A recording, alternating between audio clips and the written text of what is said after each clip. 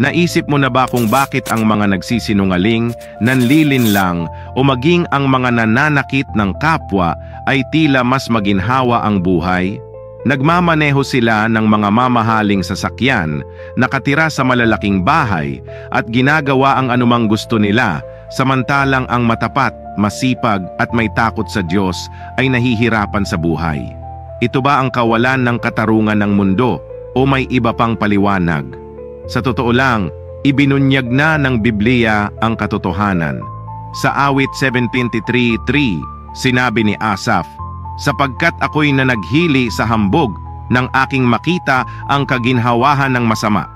Ngunit nang pumasok siya sa santuwaryo ng Diyos, nakita niya ang kahihinatnan ng mga taong ito.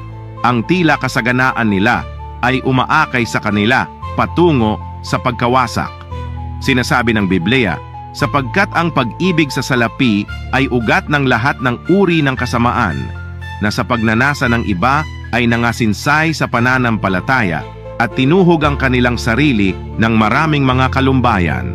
Bagamat maaaring mapabuti ng kayamanan ng buhay ng isang tao, para sa karamihan, ito ay nagiging pain mula kay Satanas, na umaakay sa kanila sa pagpapakasasa, nagtuturo sa kanila na linlangin at saktan ng iba, at patuloy na gumawa ng kasamaan at lumaban sa Diyos, na sa huli ay hahantong sa kanilang pagkawasak.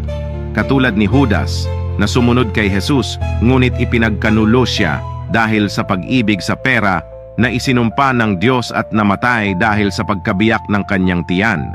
Kaya naman paulit-ulit tayong binalaan ni Jesus, "Mangagmasid kayo at kayo'y mangag-ingat sa lahat ng kasakiman, sapagkat ang buhay ng tao ay hindi sa kasaganaan ng mga bagay na tinatangkilik niya." Sa paningin ng Diyos, ang buhay ay mas mahalaga kaysa sa kayamanan, kaya huwag kainggitan ang kasaganaan ng masasama. Hindi iyon ang pagpapalang nais ibigay ng Diyos sa atin. Sabi ng Diyos, "Yaong mga naghahangad sa katotohanan sa huli ay magkakaroon ng kanilang lugar sa kaharian ng langit, at kahit gaano pa umunlad ang masasama sa mundo, lahat sila ay lilipulin sa huli at itatapon sa impyerno." Kaya, parehong makakamtan ng mabubuti at ng masasama kung ano ang nararapat sa kanila, hindi ba? Ano ang sinasabi sa Biblia?